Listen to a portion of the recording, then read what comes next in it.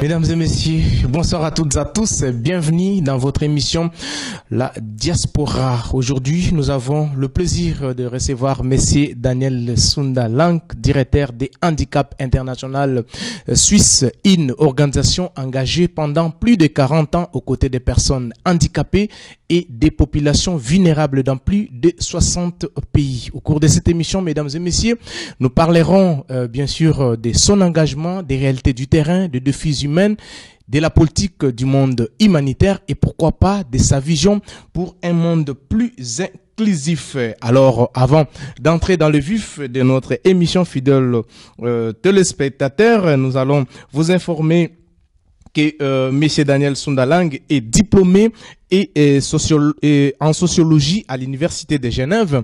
Il est aussi spécialiste en management durable à la Haute École de Gestion de Genève. Donc, c'est lui qui nous a accordé et surtout que nous sommes bien sûr au siège de cette grande organisation internationale. Donc, pour pouvoir parler avec M. Daniel Sunda Lang, pour qui je dis bonjour et bienvenue dans cette émission.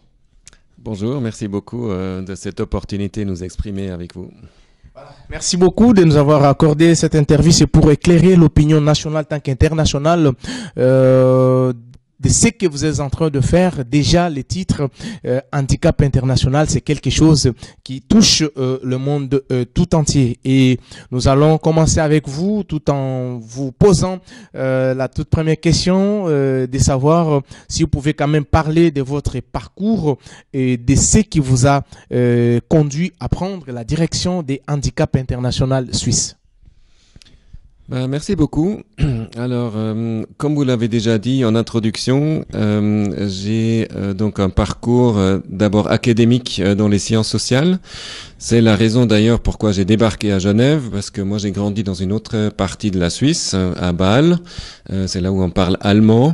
Mais j'ai donc j'ai déménagé, je suis arrivé à Genève, j'ai étudié les sciences sociales, plus particulièrement la sociologie. Et puis, à la fin de mes études, j'ai commencé à m'intéresser, enfin, je me suis toujours intéressé à ça, mais j'ai approfondi la question de la migration et de l'inclusion de différentes parties de la population dans notre société. Et c'est donc tout naturellement que je me suis tourné vers ma première mission professionnelle, si vous voulez, après donc mes études, qui était dans une organisation de réinsertion sociale et professionnelle ici à Genève, qui s'appelle Genève Roule. C'est un projet en fait qui relie la mobilité douce, donc les transports à vélo, avec un projet d'insertion socio-professionnelle pour des personnes issues de la migration, pour des requérants d'asile et également pour des personnes en fin de droit de chômage, afin qu'elles et eux puissent avoir un rôle plus actif dans la société, puissent apprendre un métier, puissent également apprendre le français, dans justement cette perspective d'inclusion dans la société suisse ou plus particulièrement genevoise. J'ai fait ça pendant assez longtemps, donc pendant presque 15 ans, j'étais dans ce magnifique projet donc qui s'appelle Genève Roule, et c'est en 2019 que j'ai changé parce que voilà, j'ai senti un peu le besoin de m'engager pour une autre cause, et je suis donc arrivé chez Handicap International en 2019. J'ai d'abord travaillé dans le secteur des recherches de fonds institutionnels. Et 1 an et demi plus tard, j'ai pris le poste de directeur que j'ai toujours ici avec beaucoup de satisfaction et de fierté. C'est depuis quelle année vous avez dit que vous avez pris le commande du directeur d'Handicap International? Voilà, donc c'est effectivement en 2021 que j'ai pris la direction de Handicap International pour la Suisse. Et puis voilà, ça m'a fait maintenant bientôt 4 ou 5 ans que je suis à ce poste avec une équipe d'une 20aine de personnes ici. Wow. En tout cas, c'est magnifique. Mais en tant que directeur principal, en tant que plutôt directeur des Handicaps International, quelles sont vos principales missions en tant que directeur international? Vos principales missions que vous avez comme directeur, c'est quoi? Bon, alors, comme j'ai dit, nous avons donc une équipe ici d'une 20aine de personnes. Donc, mon rôle, c'est de coordonner cette équipe afin que chacun puisse remplir ses tâches et sa mission dans des bonnes conditions. Donc, vous allez vous dire 20 personnes, ça fait beaucoup de monde. Qu'est-ce qu'ils font? Nous avons trois piliers de travail ici en Suisse. Le premier, c'est le plaidoyer. Donc, c'est de porter la voix des personnes handicapées auprès de différents publics, notamment des politiciens ici en Suisse. Le deuxième axe, c'est la sensibilisation du grand public. Si le plaidoyer il est dirigé plutôt vers les décideurs politiques, le deuxième, donc la sensibilisation du grand public, va vers monsieur et madame tout le monde. Par exemple, ce qu'on est en train de faire aujourd'hui, c'est vraiment de rendre attentif la population aux enjeux du handicap dans notre monde et puis aussi en Suisse. Le troisième pilier, qui est tout aussi important, c'est celui des recherches de fonds. Donc, j'ai plusieurs collègues ici qui sont dédiés à lever des fonds pour financer nos projets. Donc voilà, il y a donc un important travail de coordination ici dans cette équipe suisse. Après, j'interagis aussi beaucoup avec notre maison mère, la Fédération Handicap International. Je pense qu'on va en parler après. Et après, j'interagis également avec notre conseil d'administration. Donc, j'agis un peu comme lien entre les équipes opérationnelles ici en Suisse et notre conseil d'administration qui nous accompagne tout au long de l'année pour s'assurer que tout se passe bien, pour gérer les risques, pour également me soutenir, mais aussi pour voir si je fais bien mon travail. Donc, le conseil d'administration, il est aussi là et puis nous avons plusieurs fois par année des séances avec le conseil d'administration pour qu'il puisse vérifier que tout se passe bien. Donc j'ai envie de dire que c'est un peu vers ces trois entités que mon travail se dirige. Donc l'équipe, la fédération et le conseil d'administration. Et après, j'ai encore un rôle qui est aussi tourné vers l'extérieur. Donc, quand il s'agit de convaincre, par exemple, des politiciens de la nécessité de notre mission, ou les bailleurs de fonds, ou encore les médias, j'ai aussi donc ce rôle un peu de communication vers l'externe. Mais parlons un peu de l'extérieur, parce que vous dites que vous collaborez aussi avec d'autres personnes au niveau de l'extérieur. Est-ce que cette vision elle est vraiment bien captée par des décideurs d'autres pays, peut-être par exemple en Afrique. Est-ce que vous êtes le bienvenu avec les idées pour soutenir les handicapés? Est-ce que ces idées-là sont la bienvenue au niveau africain? Alors, ça fait depuis très nombreuses années qu'on collabore avec des pays dans différents continents. Donc, vous avez certainement vu que dans les années 80, nous avons commencé à travailler au Cambodge, où il y avait un énorme besoin, en fait, de réadaptation auprès de très nombreuses victimes de mines antipersonnelles. Donc, ça, c'était un peu le début de notre engagement. Donc, il était déjà à ce moment-là dans un pays qui est dans une autre culture que la nôtre, et petit à petit notre mission elle a pris de l'envergure. Donc nous avons commencé à travailler non seulement en Asie mais également en Afrique, comme vous le dites, au Moyen-Orient, mais aussi en Amérique latine. Et puis j'ai envie de dire que le combat il est partout le même en fait, c'est que nous sommes en train de travailler avec des personnes qui sont en extrême vulnérabilité, non seulement des personnes qui ont par exemple perdu un membre parce qu'ils ont eu un accident de mine, mais également des personnes qui ont des maladies ou qui ont d'autres formes de handicap qui les excluent de la société. Et puis j'ai envie de dire que c'est un phénomène qui est universel. Donc moi je suis ici en Suisse, je viens de Suisse, je connais la société suisse, je vois que dans notre société ce problème existe et puis il faut œuvrer tous les jours pour réduire justement un peu les distances et puis les discriminations que ces personnes vivent. Après on est aussi effectivement présent dans une dizaine ou quinzaine de pays africains. Et puis comme quel pays par exemple, si vous en avez en tête, vous pouvez citer quelques-unes? Alors, nous avons des activités en RDC, en effet. Chez moi au Congo, voilà. il y a maintenant une ministre d'handicap, elle-même, elle fait partie. Est-ce que vous continuez à collaborer, à travailler avec elle? Comment ça se passe? Vous avez quand même une autre perspective par rapport à tout ce qu'elle est en train de faire, ou bien vous n'avez pas vous ne regardez pas en réalité ce que la ministre d'handicapé est en train de faire au niveau du Congo? Alors, je peux pas m'exprimer sur ce que votre ministre du handicap est en train de faire en RDC. Par contre, je suis tout à fait... Ça doit être une convention internationale. C'est-à-dire? C'est-à-dire, si elle a ses ministères, donc elle doit collaborer aussi avec l'association internationale, parce que vous avez, je peux dire, des hydratants pour lesquels elle est censée à suivre pour le bien-être de tous les handicapés. Exactement. Donc alors ça fait partie de notre activité de plaidoyer que nous on poursuit ici en Suisse, mais également dans les pays où on a des projets. Et puis je suis certain qu'en RDC, notre objectif est également de collaborer avec les responsables politiques, donc votre ministre, afin que la compréhension de l'enjeu de l'inclusion soit connue, et puis également pour que on puisse se baser sur des lois internationales, comme vous le dites, comme par exemple la CDPH, donc la Convention des droits des personnes handicapées. C'est pour nous un document de base sur lequel nous aimerions travailler dans tous les contextes où on intervient.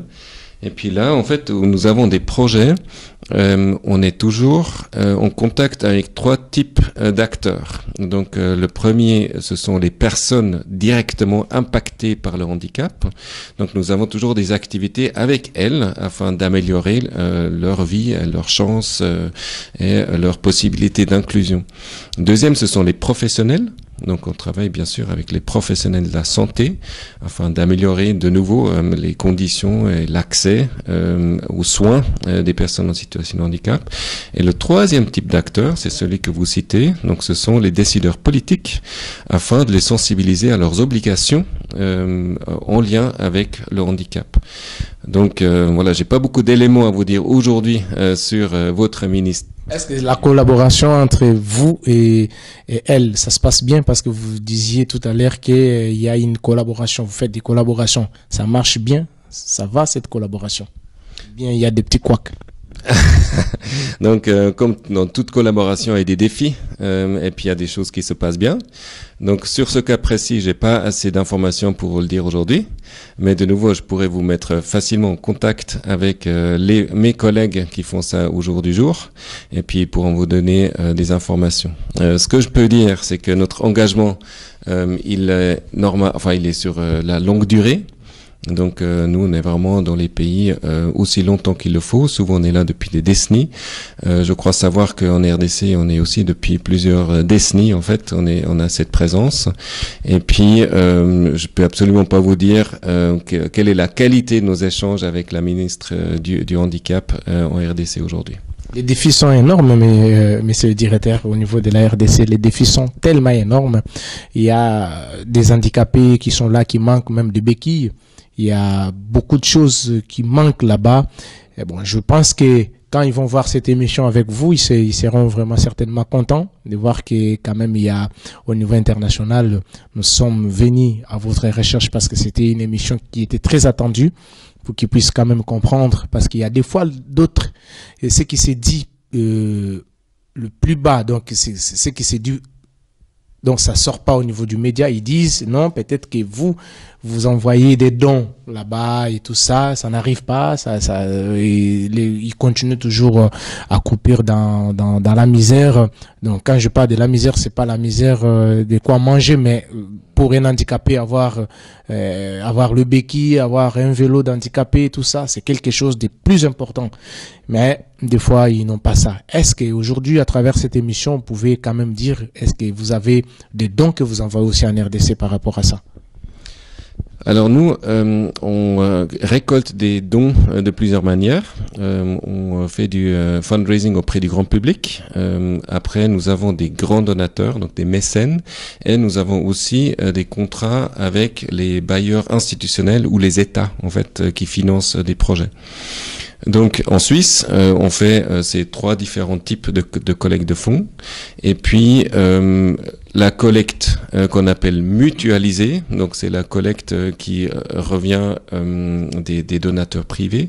Elle va dans notre fédération, donc dans notre maison mère. Et puis c'est elle après qui alloue les dons dans les différents pays, là où il y a le plus besoin. Donc, en RDC, il y a aussi des fonds qui arrivent, comme aussi dans beaucoup d'autres pays. Et puis après, ça dépend effectivement, est-ce qu'on a des financements institutionnels qui alimentent aussi des projets concrets vraiment sur le terrain.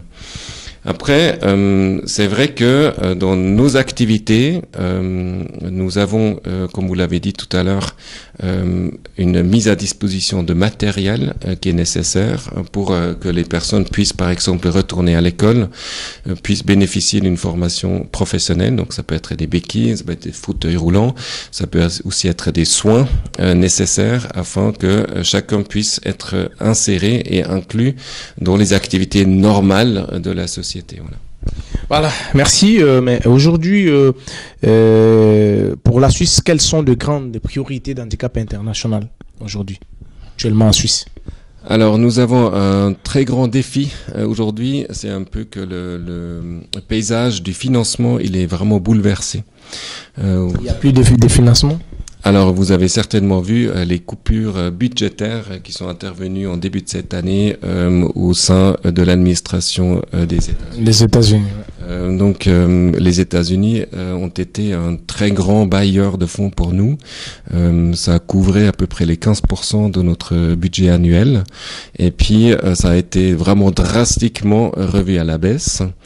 Et donc, du coup, nous sommes en train maintenant de chercher des alternatives pour continuer à financer nos différents programmes, nos différents projets. Et puis, donc ça, c'est certainement un des plus grands défis auxquels nous faisons face aujourd'hui.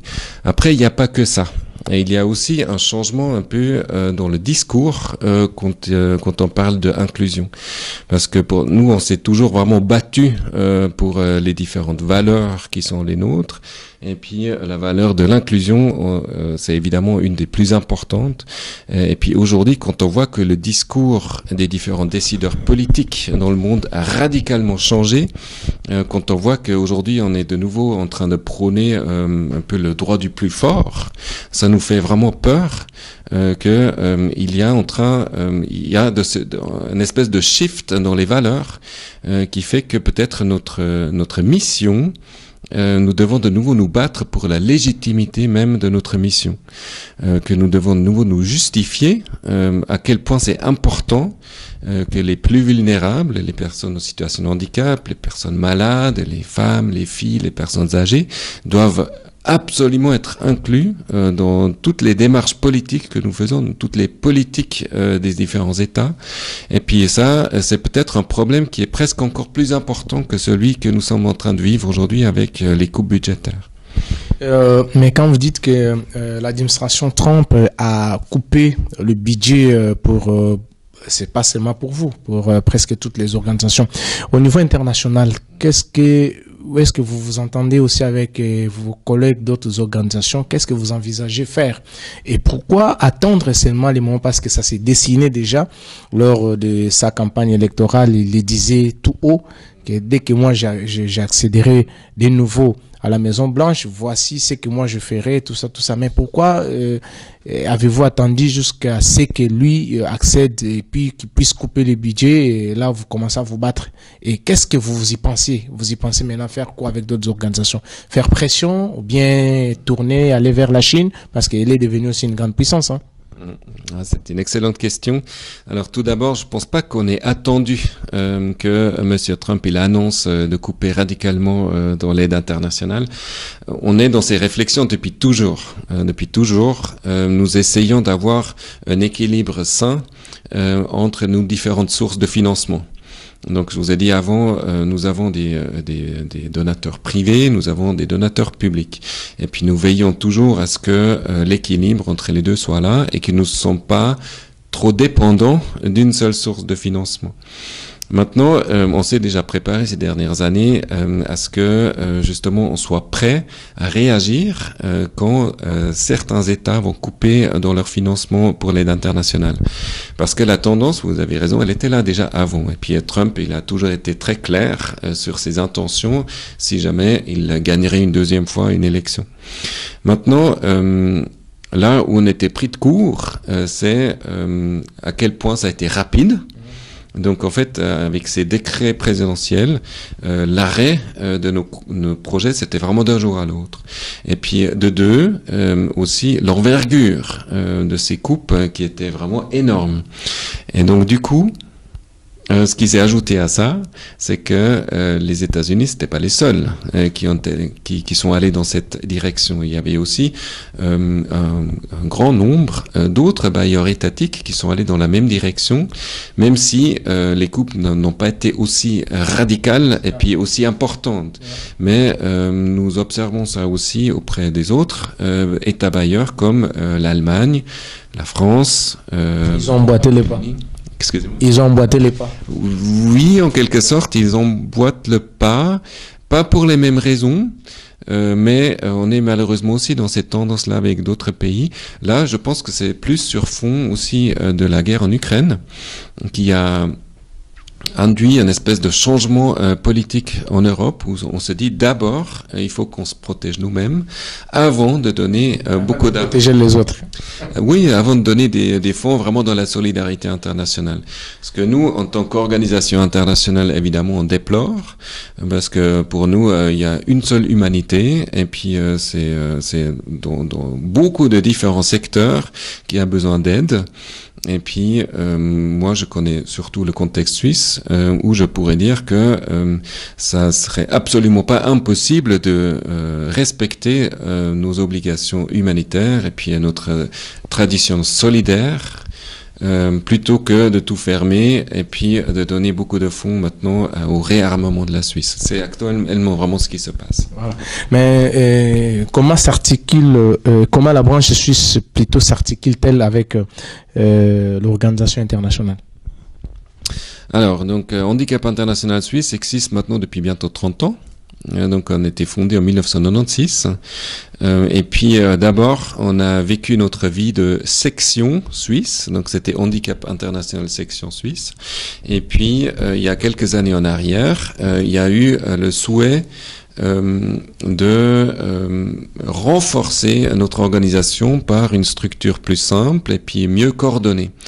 Et puis c'est à ce moment-là que donc la Fédération Handicap International a été fondée. Handicap International Suisse est devenue une association membre de la fédération. Donc en fait, chaque association nationale de Handicap International, elle est liée à la fédération et puis elle a la même mission que nous on a, c'est-à-dire le plaidoyer, la sensibilisation du grand public et les levées de fonds. Donc les 8 associations nationales, elles font ça. Après, les fonds... La fusion. C'est pas vraiment une fusion, mais c'est plutôt effectivement une fédération où nous on est membres.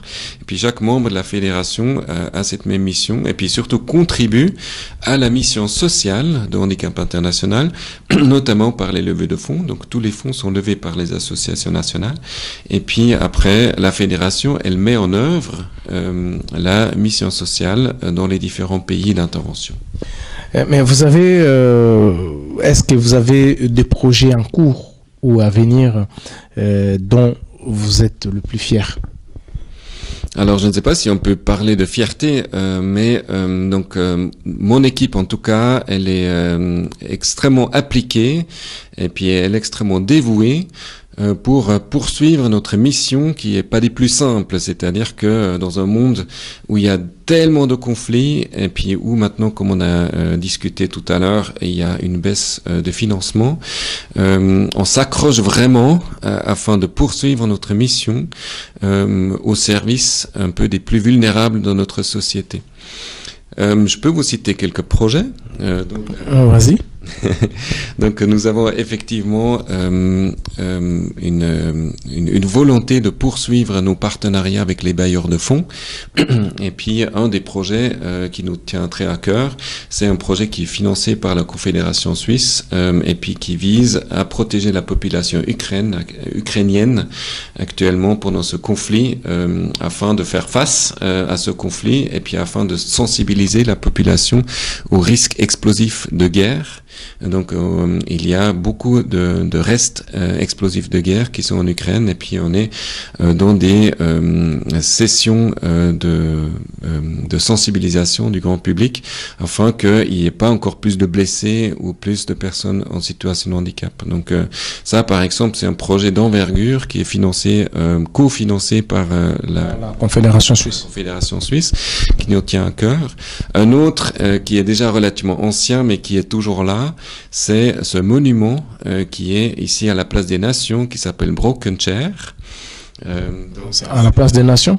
À la Place des Nations. Je n'ai jamais vu ça.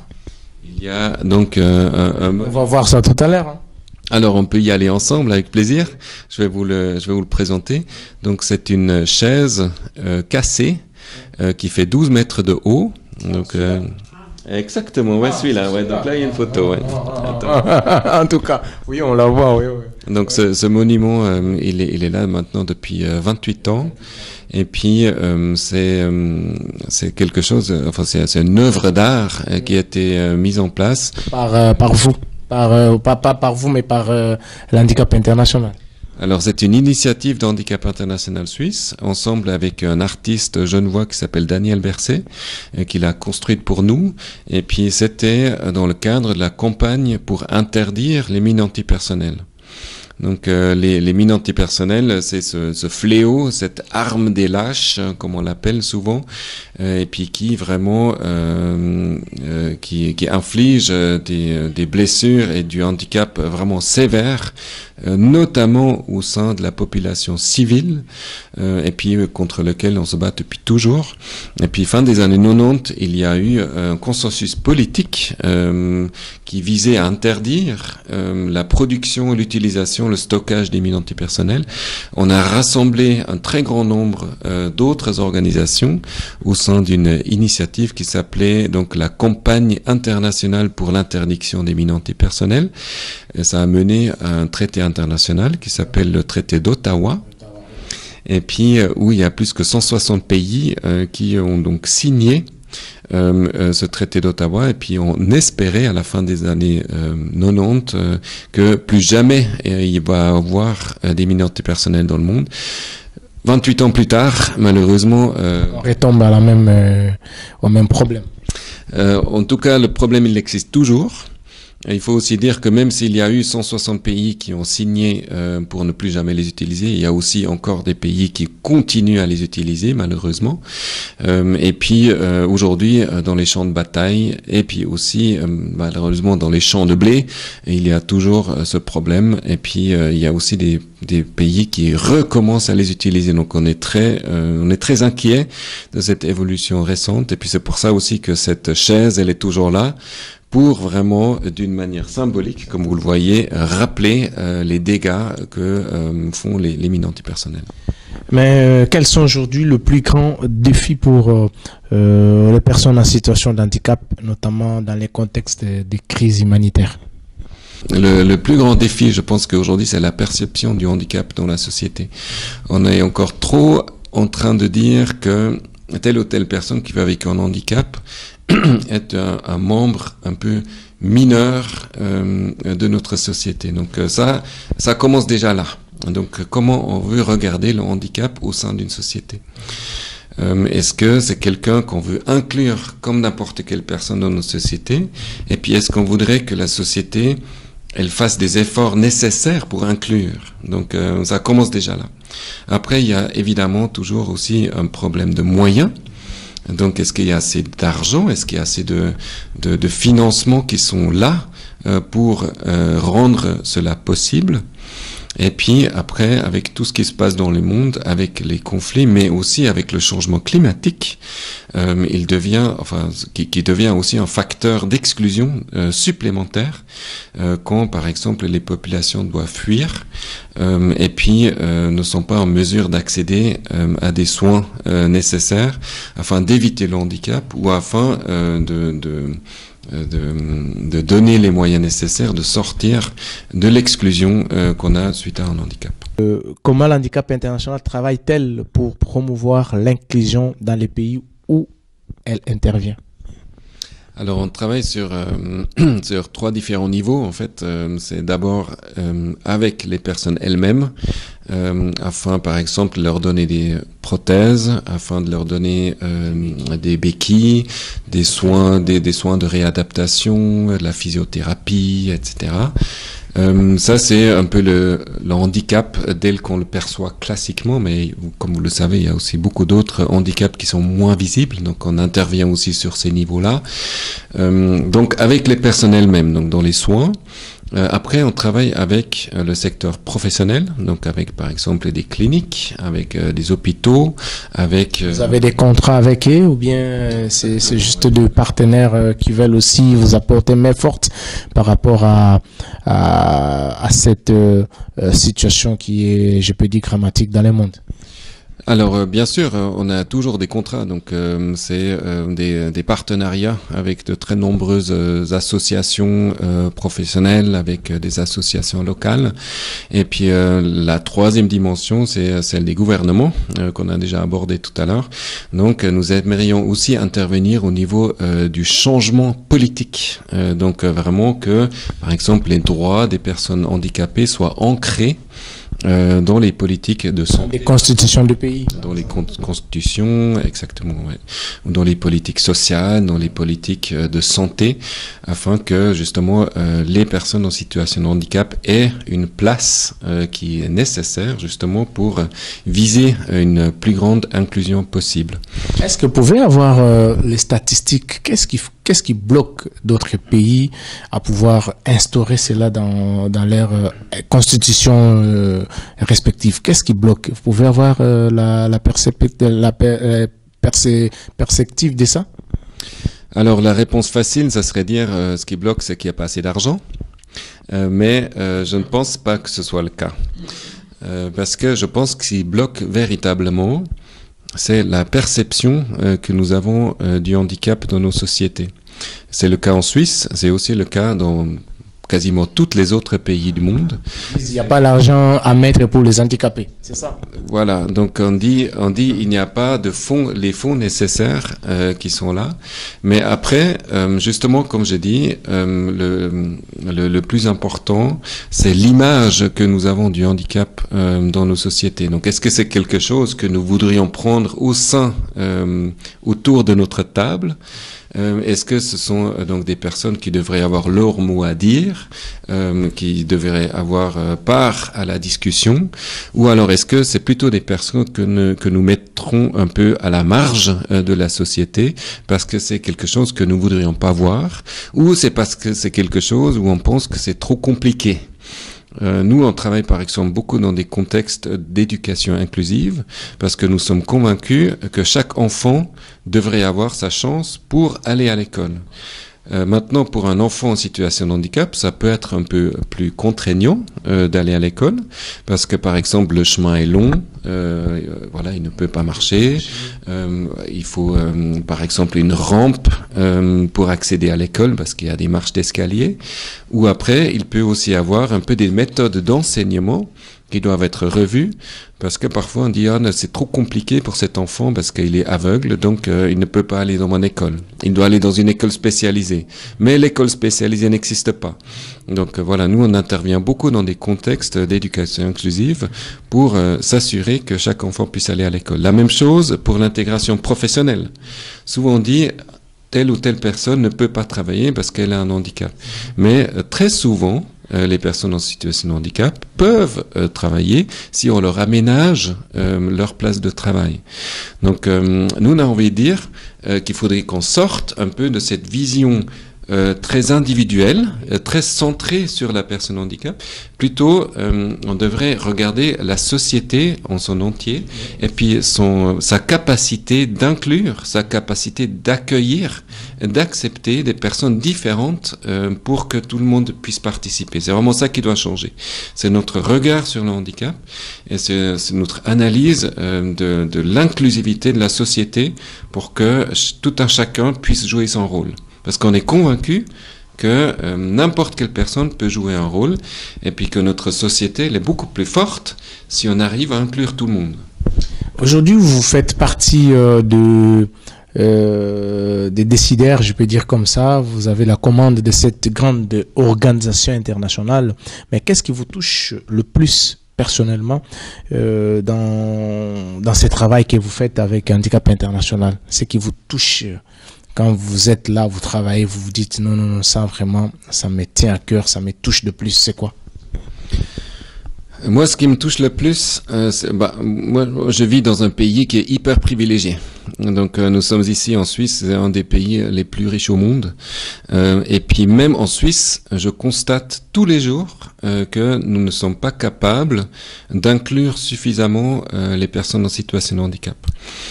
Vous l'avez dit, Handicap International est active dans une 60aine de pays.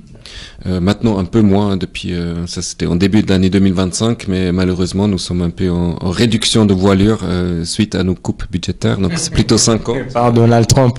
On est encore dans une 50aine de pays aujourd'hui.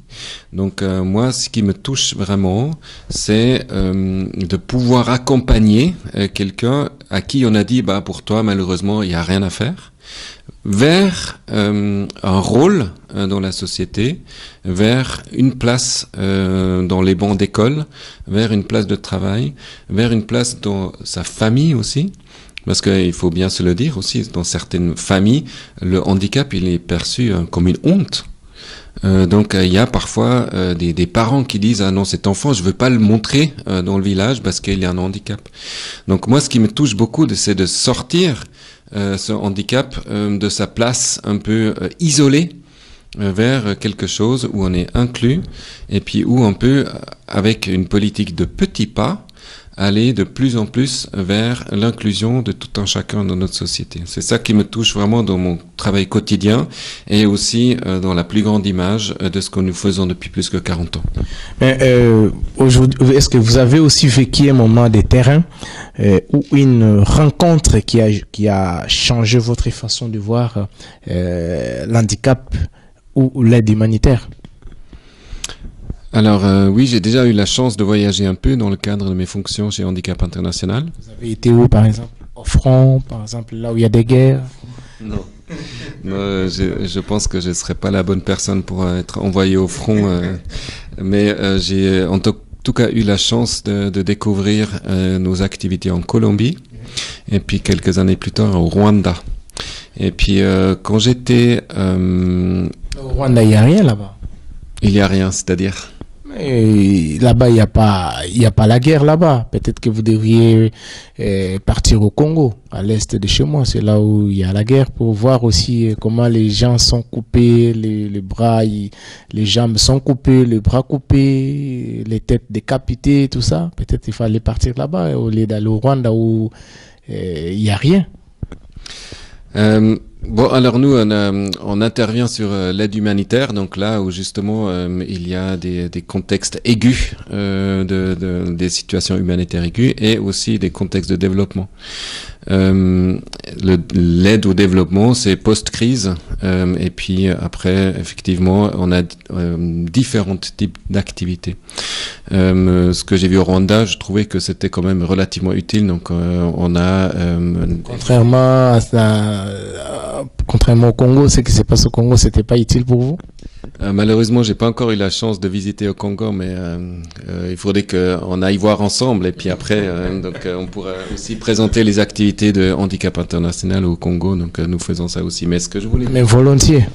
Avec plaisir. Ce que je voulais, malheureusement, on a un peu une politique maintenant de restriction de voyage, donc aussi depuis les coupes budgétaires, nous pouvons très peu bouger. Donc le seul voyage que j'ai pu organiser cette année pour une collaboratrice en Suisse, c'était en Ukraine, où nous avons fait un voyage de presse pour aussi montrer à des journalistes comme vous ce que nous faisons en Ukraine. Mais sinon voilà, on voyage un peu moins depuis le janvier de cette année. Mais ce que je voulais vous partager en Colombie, c'était donc un chantier de déminage. déminage. Donc, comme vous le savez ou pas, nous faisons non seulement du travail de réadaptation avec des prothèses, etc., mais nous agissons aussi en amont, en fait, pour faire du déminage. Et puis la Colombie, c'est un pays, un des pays les plus minés au monde, et nous avons donc des chantiers de déminage où il y a plusieurs dizaines, voire centaines de personnes qui font du déminage. Et puis j'ai pu rencontrer une jeune femme qui s'appelle Martha. Puis ça m'est resté parce que j'ai aussi une fille qui s'appelle Martha, donc je m'étais dit ça pourrait être ma fille qui fait ça. Puis donc une jeune femme qui fait du déminage. Donc je ne sais pas si vous avez déjà vu des chantiers de déminage, c'est absolument impressionnant. Donc il y a une dangerosité vraiment élevée, donc que nos équipes essayent de gérer avec donc un travail vraiment minutieux, avec un protocole extrêmement strict afin d'éviter bien sûr les accidents.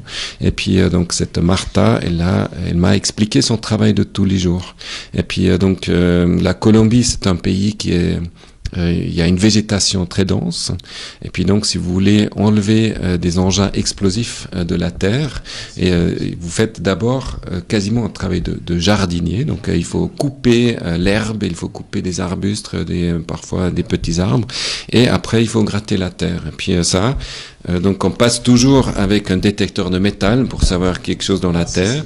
Après on gratte 3 cm, après on repasse dessus. Donc c'est un travail de fourmi, c'est un travail minutieux qu'ils mettent en œuvre pour que les populations locales puissent de nouveau utiliser les terres pour par exemple l'agriculture, ou aussi pour l'accès à différentes zones importantes, par exemple pour aller à l'école, pour aller travailler, etc. Donc ça m'a vraiment impressionné. Et puis c'est un travail que nous faisons là aussi depuis 20 ou 30 ans, et puis qui est extrêmement important. Voilà, Monsieur Daniel Sundalang, dans un monde saturé des crises, comment garder les caps humainement sur une mission aussi exigeante comme la vôtre? Comment vous gardez les caps? Parce que c'est une mission énorme. Moi, quand je vois des fois des photos comme ça, je suis une personne sensible, j'ai les larmes en fait. C'est félicitations de ce que vous faites, mais comment vous parvenez quand même à garder ces caps-là? Comment vous arrivez? Je pense qu'à la base, toute mon équipe ici, donc ces 20 personnes qui travaillent ici, on est convaincus de la nécessité de notre mission. Donc on n'est pas en train d'expliquer dans d'autres pays ce qu'il faut faire, mais nous sommes convaincus que si on arrive à inclure les personnes qui sont soit handicapées, soit dans d'autres situations de vulnérabilité, on rend la société meilleure et on rend la société plus forte. Et nous pensons que c'est un non-sens de travailler dans une société où c'est la loi du plus fort qui prime. Nous, on est vraiment convaincus de la nécessité d'être solidaire avec chaque membre de la société, et puis de faire en sorte que tout le monde soit inclus. Après, je vous dis pas que c'est facile. Parce que nous, en fait, ici en Suisse, je vous ai décrit nos activités, nous sommes relativement loin de là où ça se passe vraiment. Donc on a abordé tout à l'heure le contexte justement de la Colombie. Donc c'est vrai que c'est loin, puis on ne voit pas tous les jours à quoi ça sert ce que nous faisons ici. Donc une complexité, ce que nous avons ici, c'est nous sommes relativement loin, et puis on est un peu détaché de notre mission première. Mais nous avons la chance aujourd'hui des moyens de technologie et des moyens de communication modernes. Donc nous sommes quasiment tous les jours en contact avec nos collègues du terrain, comme on appelle ça, nos collègues des programmes. Et nous avons aussi parfois la visite de nos collègues des différents programmes. Donc pas plus tard que la semaine passée, nous avons eu pendant 2 jours une collègue qui s'appelle Nour, qui est venue de Syrie, et puis qui nous a partagé un peu les complexité de la reconstruction de la Syrie, un autre pays qui est très fortement miné, donc où il y a beaucoup de restes explosifs de guerre. Et puis elle nous a dit qu'est-ce que ça signifie pour les populations maintenant de revenir dans leur village, dans leur ville, et de commencer la reconstruction alors que justement il y a beaucoup de restes explosifs de guerre. Donc ça, en fait, ça nous rend vraiment dans une situation où on reconnaît tout de suite la pertinence et la nécessité de notre combat, de notre engagement. Et puis je pense que c'est ça qui nous permet de garder le cap. Merci beaucoup, Monsieur Daniel Sundalang, d'avoir répondu à nos questions. Merci à la grande équipe qui travaille d'arrache-pied pour que cette émission se passe dans de très bonnes conditions. Merci à toi, Janine Eyal et la crème de crème. Merci à toi aussi, Tong. Merci aussi à toi, Henri Noël Mboutavokia, immortel, les réalisateurs de cette émission. Vous êtes très nombreux pour nous suivre sur la chaîne de référence Antenne A. Vous nous suivez de partout à travers le monde entier. Donc, nous avions réussi tantôt, comme je venais de dire tout à l'heure, le directeur Daniel Sundalang, le directeur des handicaps international suisse, cette très grande organisation qui nous a permis pour que nous puissions bien sûr parler de cette situation d'handicap et surtout que c'est un travail énorme vraiment qu'il est en train de avec son équipe bien entendu, donc parce qu'il travaille pas seul, il a toute une équipe là qui sont en train de travailler pour un monde plus inclusif. Merci à vous tous qui nous avez suivis et nous on va encore se retrouver prochainement pour le prochain numéro. Jusque-là, restez bien. Bye bye.